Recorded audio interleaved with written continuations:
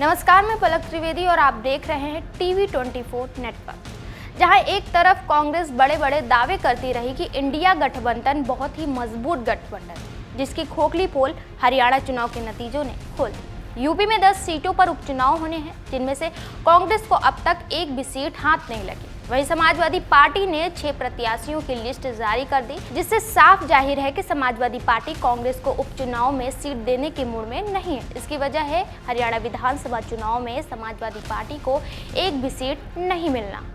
India गठबंधन में दरार या फिर रार, या फिर दोनों ही कहना सही होगा। वजह यह है कि हाल ही में हुए हरियाणा चुनाव में इंडिया गठबंधन में उत्तर प्रदेश सबसे मजबूत सहयोगी दल को सीट न मिलना। जानकारी के मुताबिक उत्तर प्रदेश में होने वाले उपचुनाव के लिए समाजवादी पार्टी ने उम्मीदवारों की सूची जारी कर दी है।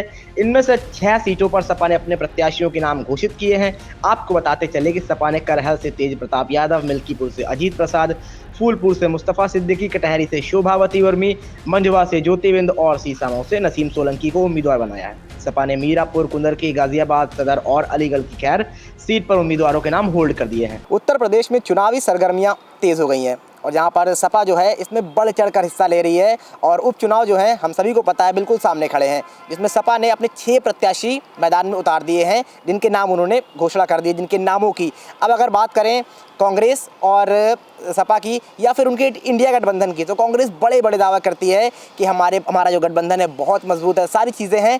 लेकिन आपको देखना ये दिलचस्प होगा कि सपा ने जो 6 प्रत्याशी उतारे हैं, इसमें पहले कांग्रेस दावा कर रही थी कि 5 सीटों पर उनके प्रत्याशी होंगे और 5 पे सपा उतार सकती है। लेकिन जब 6 नाम पहले ही घोषणा कर चुकी है कौन, समाजवादी पार्टी, तो आप कैसे देंगे कांग्रेस को 5 सीटें?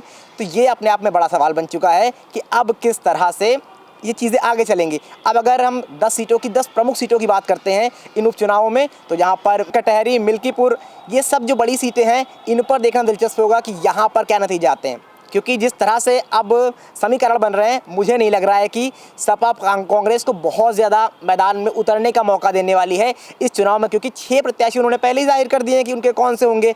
अब बचे 4, तो उसमें 4 में भी अभी पक्का नहीं क्या वो कांग्रेस को चारों सीट देंगे या फिर नहीं देंगे, क्योंकि बात तो 5 की हुई थी और अगर उन्होंने अभी 5 नहीं दिए हैं तो मुश्किल हो सकती है उनके लिए। खैर, अब देखना पड़ेगा कि अयोध्या में क्या होता है। मिल्कीपुर सीट, जहाँ पर अयोध्या में हम सभी को पता है कि सांसद सपा से बनकर आया था, तो अब जब वो सीट खाली है तो क्या भाजपा वहां पर पलटवार कर सकती है या फिर सपा अपनी जो रणनीति बनाकर चल रही थी वैसे ही कुछ नजर आएगा। खैर, ये देखना दिलचस्प होगा अपने आप में कि क्या आंकड़े निकल कर आते हैं। लेकिन सपा ने जो तैयारी अपनी उसको पुरजोर लगा दी है, वो पूरी तरीके से मैदान में उतरने को तैयार है और वो आ रहे हैं। तो अब देखना पड़ेगा खैर नतीजे क्या आते हैं चुनाव के, क्या किस तरह से होता है।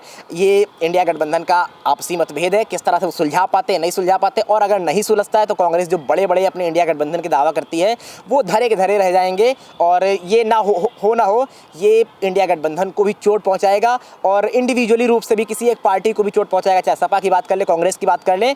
और भाजपा के लिए ये निश्चित तौर पर बेहतरी की ओर जाते हुए नतीजे नजर आएंगे अगर इस तरह का समीकरण बनता है कि अगर आपसी मतभेद चल रहे हैं आपके और आप कहते हैं कि आपका गठबंधन मजबूत है। तो देखते हैं खैर क्या होता है। कैमरामैन राम के साथ मैं गौरव मिश्रा।